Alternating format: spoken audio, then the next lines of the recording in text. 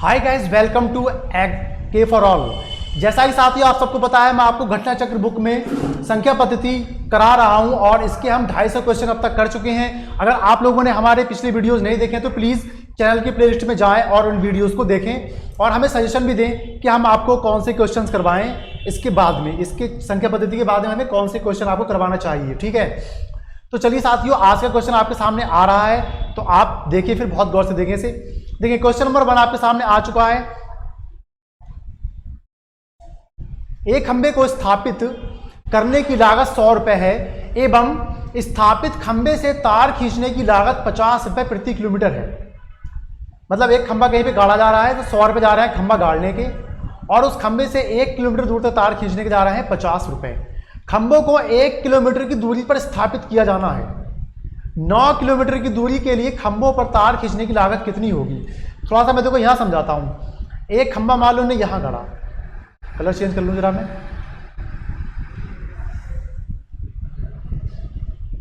देखें, एक खंबा मान लो उसने यहां गाड़ा और एक खंबा उसने यहां गाड़ा, ठीक है। यहां से यहां तक मतलब तार खींचा उसने 1 किलोमीटर, ठीक है। कितने किलोमीटर तार खींचेगा? 1 किलोमीटर, क्योंकि उसने बताया है कि जो खंभों को 1 किलोमीटर की दूरी पे स्थापित करा गया है, ठीक है। तो यहां से यहां तक तार खींचने में उसका खर्च कितना आ रहा है? 1 किलोमीटर तो तार हो गया, और खंभे कितने लगाना पड़े 1 किलोमीटर में? 2। लेकिन अगर हम 2 किलोमीटर लगाएंगे तार को तो खंभे कितने लगाने पड़ेंगे हमें? 3। और अगर मैं 3 किलोमीटर तार खींच दूं तो खंभे कितने लगाने पड़ेंगे मुझे? 4। तो इससे मुझे ये पता चला कि 3 किलोमीटर में मुझे 4 खंभे लगाना पड़ रहे हैं। अगर मैं सिर्फ 2 किलोमीटर की बात करूं यहां से लेकर यहां तक की, तो 2 किलोमीटर में मुझे 3 खंभे लगाना पड़ रहे हैं। तो पता चला हमें कि 9 किलोमीटर में खंभे कितने हो जाएंगे फिर? 9 किलोमीटर में खंभे कितने होंगे फिर? 10 खंभे कितने होंगे? 10, ठीक है। और 9 किलोमीटर में तार तो लगेगा ही 9 किलोमीटर, और तार कितना लगेगा भाई? 9 किलोमीटर, ठीक है। अब उसने हमसे कहा कि खंबा लगाने के 100 रुपए देना पड़ेंगे, तो खंबे का खर्च लगा लें फिर यहां पर हम। खंबे का खर्च कितना होगा? 10 गुणा 100। भाई 10 खंबे हैं और हर खंबे पे 100 रुपए खर्च ले रहा है ये, तो 1000 रुपए में 10 खंबे लगाएंगे, ठीक है। अब बात आती है तार खींचने का। तार का खर्च कितना होगा? तार का खर्च होगा भाई, 9 किलोमीटर तार खींचना है और हर किलोमीटर के रुपए मिलेंगे इसे 50। कितना हो गया? 9 पंजे 45, 450 रुपए। अब आप बता दो टोटल खर्च कितना हो गया? 1000 रुपए ये, 450 ये, जोड़ लो फिर टोटल खर्च। टोटल कितना हो गया? 1000 प्लस 450 बराबर 1450 रुपए। ये हो गया आंसर, ठीक है। नेक्स्ट देखते हैं फिर हम। दो संख्याओं में पहली संख्या का मतलब गुणा 38% दूसरी संख्या के 52% के समान है। समान है मतलब बराबर है, तो क्रमशः पहली और दूसरी संख्या का अनुपात क्या है? कितना इजी क्वेश्चन है भाई। पहली संख्या मान लो A, दूसरी संख्या मान लो B, ठीक है। पहली संख्या का 38% मतलब इसका 38% बराबर है दूसरी संख्या B के 52% के। अब देखो दोनों तरफ प्रतिशत है, प्रतिशत से प्रतिशत हो गया खत्म हो गया। इसे हम काट लें इसको हम। देखो प्रतिशत से प्रतिशत खत्म, इसको 2 से काटेंगे 19 आ जाएगा, इसको 2 से काटेंगे आ जाएगा 26। अब मैं आपको एक बात बताऊं, A के सामने मतलब इस साइड में क्या है? 26, तो ये A की वैल्यू हो गई, और B के सामने ये क्या है? 19, ये B की वैल्यू हो गई। अब चाहो तो ऐसे भी लिख सकते हो, इस B को यहाँ ले आए हम A अनुपात B। इन्होंने हमसे अनुपात पूछा है, तो A अनुपात B बराबर A की वैल्यू ये वाली 26 और B की वैल्यू ये वाली 19, ठीक है। मैं ट्रिक बता रहा हूं आप लोगों को, कहाँ इधर उधर करते फिरोगे, इसको इजीली करो ना। बराबर के बाद में जो A के सामने जो संख्या होगी वो A की वैल्यू होगी, और बराबर के बाद में जो ये संख्या होगी वो क्या होगी? B की वैल्यू, ठीक है। तो A की वैल्यू 26 और B की वैल्यू 19। ये आपका आंसर हो गया भाई। नेक्स्ट देखते हैं फिर हम। 4 घन मीटर का मान क्या है? कितना इजी सवाल है, फटाफट कर डालो भाई बिना कुछ देर किए हुए। 4 घन मीटर, इसको 4 घन मीटर को मैं अगर मीटर का क्यूब लिख दूं तो किसी को कोई ऐतराज है क्या? हाँ, किसी को ऐतराज नहीं होना चाहिए। ठीक है, 4 की जगह पे 4, और जो मीटर है इस मीटर की जगह पे हम लिख देते हैं 100 सेंटीमीटर। 1 मीटर की वैल्यू कितनी होती है? 100 सेंटीमीटर। मैं 100 सेंटीमीटर क्यों लिख रहा हूं? क्योंकि यहां पे जो मुझे आंसर दिए गए हैं सब सेंटीमीटर में है। ठीक है, तो मैंने मीटर की जगह पे सेंटीमीटर 100 सेंटीमीटर लिख दिया और ये क्यूब अपनी जगह पर आ जाएगा। अब मुझे बताओ भक्तजनों, भद्रजनों, मुझे ये बताओ, जब 100 के ऊपर क्यूब लग जाएगा तो कितने जीरो हो जाएंगे? 6 जीरो। तो 4 पे हम 6 जीरो लगा देंगे, 2 2 4 और 2 6। ठीक है, और सेमी का क्यूब, सेमी क्यूब मतलब घन सेमी, सेमी क्यूब कह लो चाहे घन सेमी कह लो, बात एक ही है मेरे भाई। ये हो गया आपको आंसर आज को। ठीक है, नेक्स्ट देख लो फिर 16। दो संख्याओं का अनुपात 2:3 है तथा उनका योगफल 210 है। छोटी संख्या ज्ञात करें। दो संख्याएं, मान लो एक संख्या a है और दूसरी संख्या है b, इनका अनुपात कितना है? 2:3। अगर मान लूं मैं एक संख्या 2 और दूसरी संख्या 3 है तो इनका योग कितना हो जाएगा भाई? 5। अगर एक संख्या 2 और दूसरी संख्या 3 तो योग कितना हो गया? 5। और 5 की वैल्यू सवाल में इन्होंने 210 दे रखी है। कितनी दे रखी है? 210। 5 बराबर 210। तो 1 बराबर कितना हो जाएगा? 1 बराबर कितना हो जाएगा? 5 से काट दो, 5 चौका 20, 5 चौका 20 और 5 दूनी 10, 1 बराबर 42। एक अनुपात की वैल्यू कितनी हो जाएगी? 42। इन्होंने हमसे कहा छोटी वाली संख्या बताओ। छोटी संख्या क्या है? 2। तो 2 की वैल्यू कितनी हो जाएगी? 42 से गुणा कर दो, 42 दूनी 84। ये हो गया भैया आपका आंसर। 84 कहीं दिया है इन्होंने? बिल्कुल दिया हुआ है। ऑप्शन नंबर 1 खटाखट लगा दो जल्दी से। ठीक है भैया, नेक्स्ट देख लो फिर। किन्हीं 4 क्रमागत और प्राकृतिक संख्याओं के गुणनफल को पूर्ण रूप से विभाजित करने वाली, मतलब डिवाइड करने वाली सबसे बड़ी प्राकृतिक संख्या निम्न में से कौन सी है? मतलब जितनी भी संख्याएं 4 संख्याएं हों और वो प्राकृतिक हों, क्रमागत हों, तो प्रत्येक संख्या को वो क्या करेगी? वो विभाजित कर देगी। तो सबसे बड़ी संख्या निकालने को पूछ रहा है ये हमसे। तो देखो हम अभी करते हैं तुम्हारे सामने। बिल्कुल देखो, मान लो पहली क्रमागत संख्या 1 है, प्राकृतिक है ना, पहली प्राकृतिक संख्या 1, गुणनफल कह रहा है। दूसरी संख्या 2, तीसरी संख्या 3 और चौथी संख्या 4 हो गई। चौथी संख्या क्या हो गई? 4 हो गई। इसका जो आंसर होगा वो कितना होगा? 1 दूनी 2, 2 3 6, 6 चौक 24। ठीक है, अब हम अगली संख्या को देखते हैं। अगर मैं 2 से स्टार्ट कर दूंगा, इसने कहा है कि 4 क्रमागत प्राकृतिक संख्याएं हों।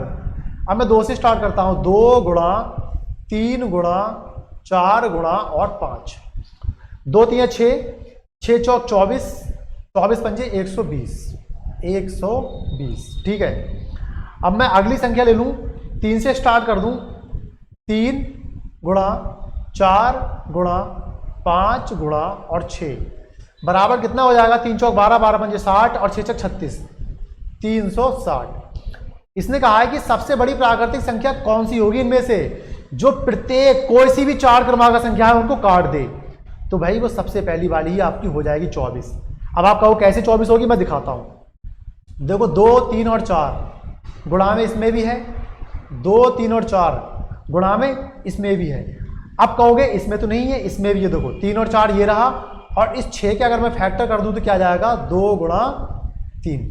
तो 3 और 4 यहां पर है और 2 यहां पर है। ठीक है, तो 2 3 और 4 सब में मौजूद है। इसका मतलब 2 3 6 और 6 चौक 24। तो वो 4 कोई सी भी प्राकृतिक संख्याएं हो क्रम से, तो उनको 24 सबसे बड़ी संख्या है जो काट देगी। ठीक है, तो आप इसको लगा दीजिएगा, ऑप्शन नंबर सी। ठीक है, ये आपका आंसर हो गया। क्वेश्चन नेक्स्ट देखते हैं फिर हम। यदि 4 क्रमागत प्राकृतिक संख्याओं के गुणनफल को प्राकृतिक संख्या p से बढ़ा दिया जाए तो ये पूर्ण वर्ग बन जाता है। पूर्ण वर्ग बन जाता है। 4 संख्याएं हैं वो, ठीक है, उनका गुणनफल कर दिया और उसमें कुछ बढ़ा दिया हमने, जैसे बढ़ाया कुछ p बढ़ाया तो क्या हुआ, संख्या पूर्ण वर्ग बन गई। तो हम देख लेते हैं 4 प्राकृतिक संख्याएं कौन सी होंगी वो, क्रमागत और प्राकृतिक। 1 गुणा 2 गुणा 3 गुणा और 4, कितना आया आंसर 24। अब मुझे बताओ 24 में मैं क्या जोड़ दूं, कम से कम क्या जोड़ दूं प्राकृतिक संख्या जो कि पूर्ण वर्ग हो जाए, मतलब जिसका हम स्क्वायर रूट निकाल दें। तो हम इसमें 1 जोड़ दें तो कितना हो जाएगा 25। अब 25 का अगर हम क्या कर दें, ये पूर्ण वर्ग संख्या है, किसकी पूर्ण वर्ग संख्या है 5 का, 5 का वर्ग हो जाएगा नहीं हो जाएगा 25, पूर्ण वर्ग संख्या है नहीं है 25 मतलब 5 का स्क्वायर। अब अगला देख लो 2 गुणा 3 गुणा 4 गुणा और 5, 2 3 6 6 चौक 24, 24 पंजे 120। अब मुझे बताओ इसमें मैं क्या जोड़ दूं जो कि पूर्ण वर्ग बन जाए। तो इसमें भी 1 जोड़ दो, कितना हो जाएगा 121। 121 होता है आपका 11 का स्क्वायर। इससे हमें पता चला कि p सिर्फ p की वैल्यू क्या है 1 है। 1 अगर हम इन लगातार वाली संख्याओं में जोड़ देते हैं, इनमें हम जोड़ देते हैं 1, इसके गुणा में 4 प्राकृतिक क्रमागत संख्याओं के गुणा में जोड़ दें 1 सिर्फ, तो वो कैसी बन जाएगी, पूर्ण वर्ग संख्या बन जाएगी सिर्फ 1 जोड़ने पर। ठीक है, नेक्स्ट देखते हैं फिर हम। यदि एक बाल्टी की क्षमता 13.5 लीटर हो तो पानी की 12 बाल्टियों से टैंक भर जाएगा। मतलब एक टैंक है, उसमें 13.5 लीटर साइज की बाल्टी 12 भर भर के डाल दी जाए, टैंक भर गया। अब कहना है यदि बाल्टी की क्षमता 9 लीटर हो, अब छोटी बाल्टी ले ली तो उसी टैंक को भरने के लिए कितनी बाल्टियों की जरूरत पड़ेगी। तो अगर आपको ये पता चल जाए कि टैंक का साइज कितना है और एक बाल्टी का साइज कितना है तो आप निकाल सकते हो। तो टैंक का साइज निकाल दें फिर हम पहले। तो टैंक का साइज देख लो, टैंक का आयतन भी बोल सकते हो, टैंक का आयतन या टैंक का वॉल्यूम। 13.5 लीटर की एक बाल्टी है और 12 बाल्टी डाल दी जा रही हैं, तो टैंक भर जा रहा है, तो टैंक का आयतन तो ये हो गया। ठीक है, और अब इसने कहा कि यदि बाल्टी की क्षमता 9 लीटर हो तो टैंक को भरने के लिए कितनी बाल्टी जरूरत पड़ेंगी। तो बाल्टियों की संख्या निकालना चाहते हो, बाल्टियां, तो भाई आप क्या करो, ये जो टैंक का साइज है, टैंक का साइज कितना हो गया, ये हो गया टैंक का आयतन। इसमें अब जो छोटी वाली बाल्टी से भरोगे तो उसका आयतन देख लो, उससे भाग दे दो। अब छोटी बाल्टी का आयतन कितना है, 9 है, 9 से भाग दे दो, जो भी आंसर आएगा उतनी ही बाल्टी आपको डालना पड़ेंगी। देख लो 3 तियां 9, 3 चौक 12, 3 से और काटते हैं, 3 एकम 3, 3 चौक 12 और 3 पंजे 15, कितना हो जाएगा 4.5 दूनी 9, 9 दूनी 18 बाल्टियाँ डालना पड़ेंगी। पहले सिर्फ 12 बाल्टी में काम हो रहा था, अब 18 बाल्टी डाल देंगे तो टैंक भर जाएगा। ठीक है, चलिए फिर नेक्स्ट देखते हैं अब हम।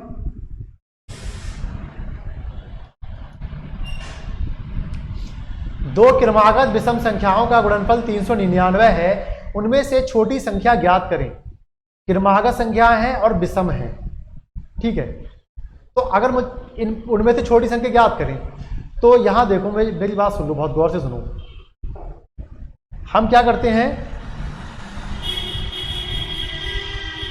उनमें से छोटी संख्या ये, इनमें से कोई सी एक होगी, ए बी सी और डी। छोटी संख्या या तो 17 होगी या 19 होगी या 21 होगी या 23 होगी। ठीक है, अगर ये छोटी संख्या होगी तो क्रमागत विषम संख्याओं की बात चल रही है, तो दूसरी क्रमागत संख्या कौन सी होगी, 19 होगी। इसकी बड़ी वाली क्रमागत संख्या, इसकी 21 होगी, इसकी 23 होगी और इसकी 25 होगी। और इसने कहा है कि क्रमागत विषम संख्या का गुणनफल 399 है। चेक करके देख लो, जिसका गुणनफल 399 आ जाए वही आपका आंसर हो जाएगा। बस देखो 9, पहले हम इकाई अंक से चेक करके देखते हैं, 9 सत्ते 63, 63 के 3, लेकिन गुणनफल कितना आना चाहिए 399, आखिरी में 9 आना चाहिए। तो इसका मतलब ऑप्शन ए आपका कैसा हो जाएगा, खल्लास। ठीक है, अब इसको चेक करके देखो, 19 एकम 19 के 9, हासिल का 1, 19 दूनी 38, 38 और 1 39। चेक करने में पता चला कि छोटी संख्या कौन सी होगी, 19। ठीक है, आ गई बात समझ में? बात समझ में आ गई भाई? अगर छोटी संख्या 19 है और बड़ी संख्या तो फिर कौन सी होगी, 21 होगी, विषम वाली। हमने चेक करके देख लिया, हमने बड़ी संख्या इसको छोटी को 19 मान लिया तो बड़ी वाली संख्या 21 हो गई। गुणा करके देखा इन दोनों को आपस में, 399 आना चाहिए था, 399 आ गया, बस कलेश खत्म। नेक्स्ट देख लो फिर। संख्या 72 को इस तरह से दो भागों में बांटा गया है कि एक भाग के 20% अन्य भाग के 25% के बराबर है। दोनों भाग निकाल लो। संख्या मान लो ए और बी, मतलब इसके भाग कितने मान लो, ए और बी। अरे कटता क्यों नहीं, ए और बी। इसने कहा ए का 20% बराबर बी का 25%। ठीक है, प्रतिशत से प्रतिशत खत्म हो जाएगा। 5 चौका 20, 5 25। अब मैं देखूं ए के बटे में बी को ले आता हूं तो कितना आ जाएगा, 5/4। कहने का मतलब है ए की वैल्यू 5 है और बी की वैल्यू 4 है। ए की वैल्यू 5, बी की वैल्यू 4, दोनों की वैल्यू कितनी हो जाएगी, दोनों को अगर हम जोड़ दें तो कितना हो जाएगा, 5 और 4 9। ठीक है, लेकिन इन्होंने दिया है कि भाई एक भाग ए था एक बी था, तो दोनों भागों को जोड़ने में कितना बैठ रहा है, 9। लेकिन इन्होंने कहा है कि दोनों भागों की वैल्यू कितनी है टोटल मार के, 72। कितने गुना ज़्यादा, 8 गुना ज़्यादा। तो इन्होंने कहा है दोनों भाग बताओ, तो एक भाग 5 है, एक भाग 5 है तो 5 का 8 गुना ज़्यादा कितना हो जाएगा, 8 पंजे 40। और दूसरा भाग कितना है, 4 है, तो 4 का भी 8 गुना कर दो, 4 अट्ठे 32। तो आपका आंसर ये आ गया। 40 और 32 कहाँ पे दिया है इन्होंने, ऑप्शन ए में। बात समझ में आ रही है? ऑप्शन ए आपका करेक्ट हो जाएगा। नेक्स्ट देखते हैं फिर हम। ठीक है, देखिएगा जल्दी से।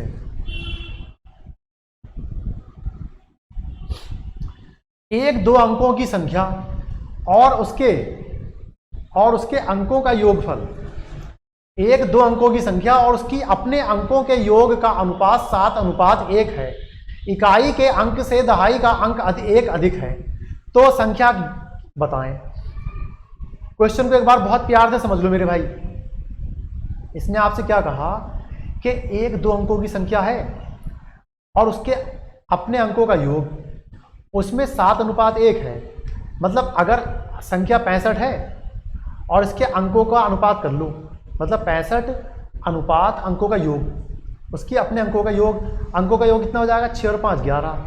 कह रहा है कि इसमें ये जो अनुपात आएगा वो 7:1 आएगा। अब 11 से 65 कट ही नहीं पा रहा है, कट रहा है क्या, नहीं कट रहा है। तो ये तो हो गया आपका खल्लास, ऑप्शन ए। ठीक है, अब दूसरा वाला चेक करके देखते हैं, बी देखते हैं। ठीक है, अगर संख्या 43 होगी तो संख्या के अंकों का जो कितना हो जाएगा, 4 और 3 7। ठीक है, तो 7 से अगर हम 43 को काटते हैं तो 7 6 42, कट ही नहीं पा रहा है। अनुपात आना चाहिए था 7:1, तो ये भी नहीं कट पा रहा है, कलेश खत्म हो गया इसका भी। फिर हम सी की बात करें, 32 है, अंकों का जो कितना आ जाए, 3 और 2 5।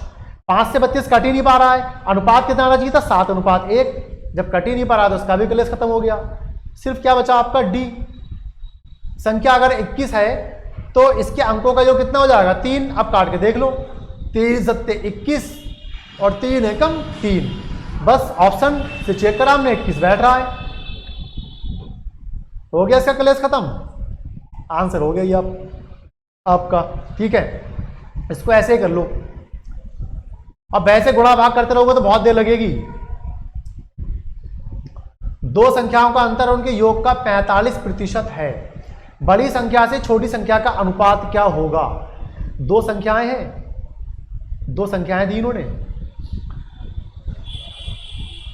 दो संख्याओं का अंतर उनके योग का 45% है। मान लो एक संख्या x है, दूसरी संख्या y है।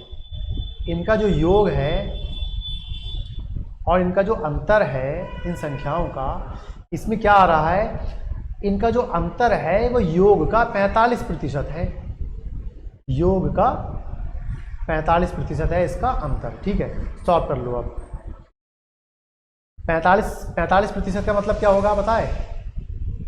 45% मतलब 45/100, 9/20। ठीक है, तो यहाँ पे क्या जाएगा 9/20, 20 नीचे आ जाएगा और यहाँ पे नीचे 9 आ जाएगा, गुणा कर लो इसकी। ठीक है, चलो मैं लिख दूँ एक बार, 9/20 x + y बराबर x - 20, तिरछी गुणा कर दो। 9x + 9y बराबर 20x - 20y। ठीक है, 20x की तरफ को 9x ले जाएंगे, 20y इधर ले आएंगे, तो 20y इधर आके प्लस की हो जाएगी, 20 और 9 29y हो जाएगी। ठीक है, और 9x उधर जाएंगे, घटाओ माइनस को जाएंगे तो हो जाएंगे कितने 11x। अब आप निकाल सकते हो x की वैल्यू इसके सामने ये वाली है और y की वैल्यू ये वाली है, तो x अनुपात y क्या हो जाएगा, मैंने आपको बता दिया, x की वैल्यू 29 और y की वैल्यू 11। मैंने आपको बताया x के सामने ये वाली वैल्यू होगी, जो वैल्यू x के सामने है बराबर है वो x की वैल्यू है। ठीक है, तो ये आपका आंसर हो गया 29:11, option number C. Option number C आपका करेक्ट है। नेक्स्ट देखते हैं फिर हम, यदि 1 किलोमीटर तैरते हैं तो आप कितने मील तैरते हैं? तो आपको पता होना चाहिए 1 मील बराबर 1.6 किलोमीटर। ठीक है, 1 किलोमीटर में कितना होगा, तो हम क्या करेंगे 1 किलोमीटर बराबर 1.6 से इधर को भाग दे दो, 1/1.6 मील। ठीक है, पॉइंट यहाँ से हटा लो, यहाँ पे 0 लगा दो। ठीक है, अगर हम इसको भाग देंगे तो हमें पॉइंट और लगाना पड़ेगा, तो यहाँ पे हो जाएगा 100, 16 छक्का 96, 6 कहाँ पे आ रहा है पॉइंट के बाद में, ऑप्शन सी में, बस इसी को लगा दो, करेक्ट कर दो बस। ठीक है, ऑप्शन सी। और चाहो तो और सॉल्व कर सकते हो, 16 छक्का 96, 4 0 40 हो जाएंगे, 16 दूनी 32, 32 आ जाएगा, मतलब पॉइंट 2 और लगा सकते हो यहाँ पे। ठीक है, अरे लगता क्यों नहीं यार, पॉइंट का 2 आपका आंसर हो गया है भाई। 1 से 100 तक की संख्याओं में कितनी संख्याएं ऐसी हैं जिसमें से प्रत्येक ना केवल 4 से पूर्णतया विभाज्य हो बल्कि उसमें एक अंक 4 भी हो? 1 से लेकर 100 तक की ऐसी संख्याएं बताओ जो 4 से डिवाइड हो जाए और उसमें 4 भी हो। तो हम चेक कर लेते हैं भाई। सबसे पहले 1 के बाद में 4 होगा जिसमें 4 भी है, 4 से डिवाइड भी है। 8 नहीं होगा भाई, 4 से भाग देके देखें, 4 एकम 4 और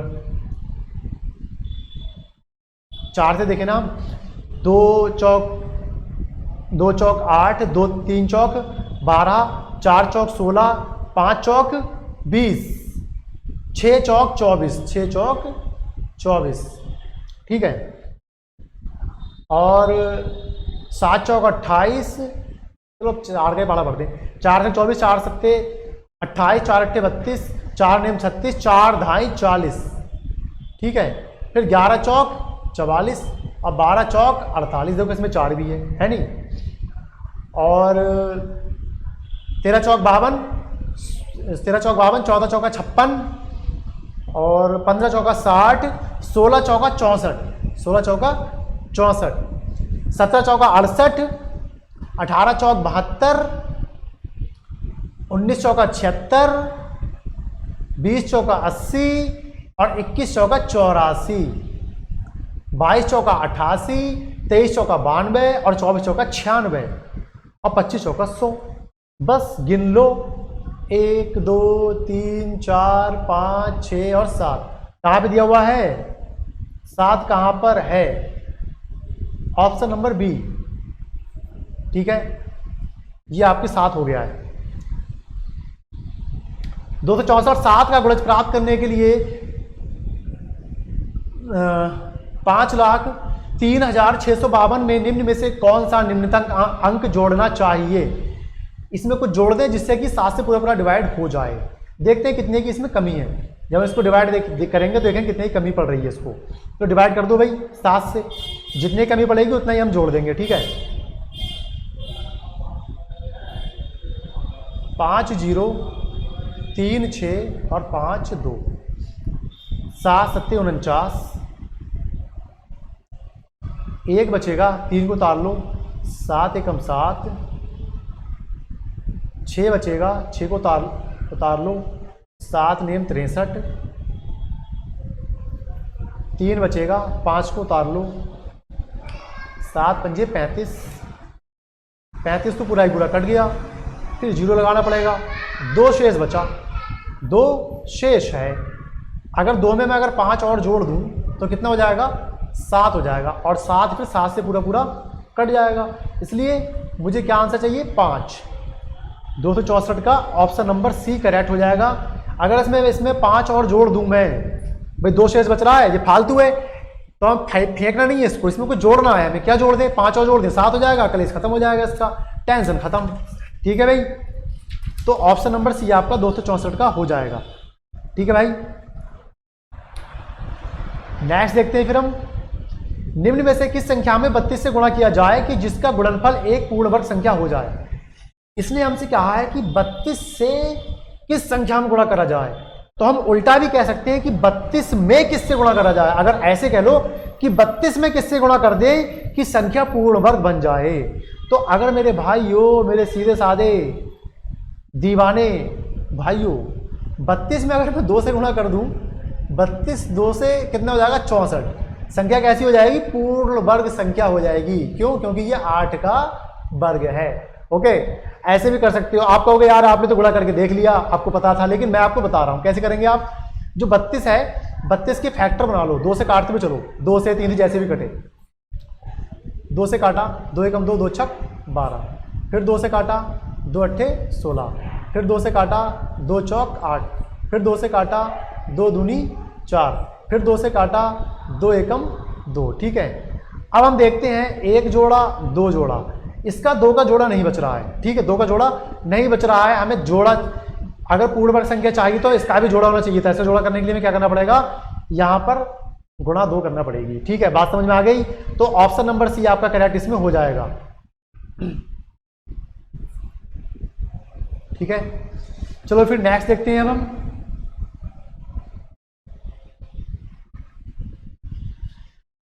दो 66, 350 के 8/9 का 45% का 25% क्या है। बिल्कुल इजी है भाई, इसमें तो आपको कुछ करना ही नहीं है। आप क्या करेंगे, देखें 350 है, का मतलब गुणा का निशान होता है, तो आप वही करते हुए चले जाएं। 350 का 8/9 का 45% मतलब 45/100 का 25% मतलब 25/100, ठीक है, बराबर क्या होगा। देख लो फिर एक बार, 9 एकम 9, 9 पंजे 45, ठीक है। अब देखो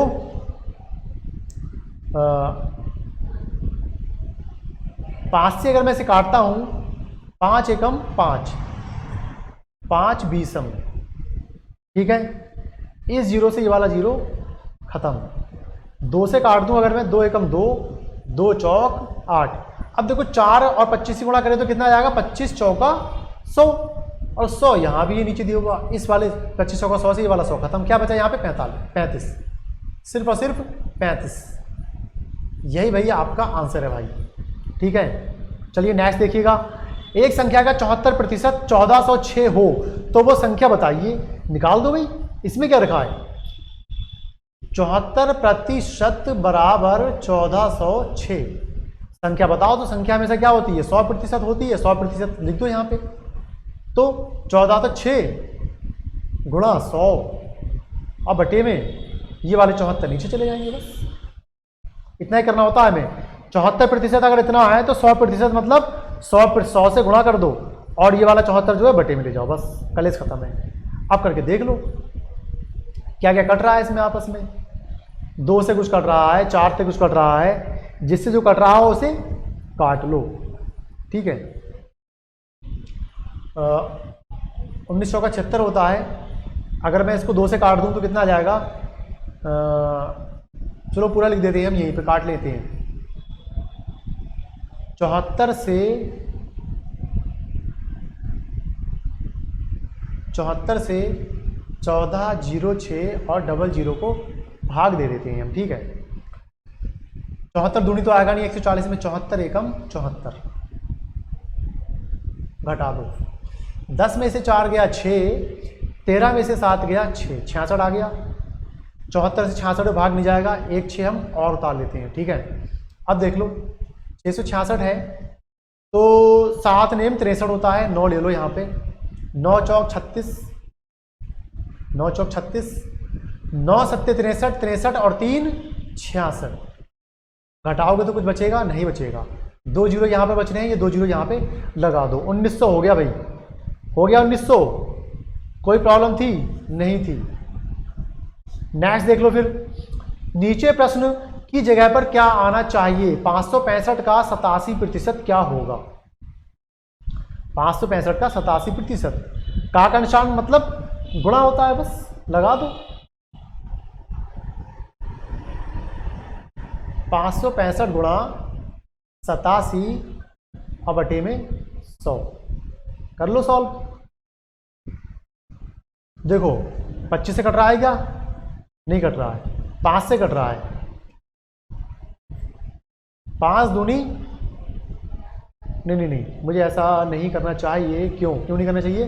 क्योंकि आंसर आ रहा है हमारे पॉइंट्स में, तो हम इसकी गुणा कर लेते हैं। ठीक है, 565 की गुणा 87 से करते हैं। 7 5 35 के 5, 7 6 42, 42 और 3 45 के 5 हासिल के 4, 7 5 35 के 5 हासिल के 7 5 35 के 5 हासिल के 3, 7 6 42 45 के 5 हासिल के 4, 7 5 35 35 और 4 39, 8 5 40 का 0, 8 6 48, 48 और 4 52 के 2 और हासिल का 5, 8 5 40, 40 और 5 45, जोड़ दो 5 5 9 तो 11 का 1, हासिल का 1, 6 3 9 और 4 आपका आया 49 155 बटे 100। 2 जीरो हटाओगे तो यहाँ से 1 और 2 संख्या गिनो और ये लगा दो, तो कितना हो गया? 491.55। ये आपका आंसर हो गया, ऑप्शन नंबर बी।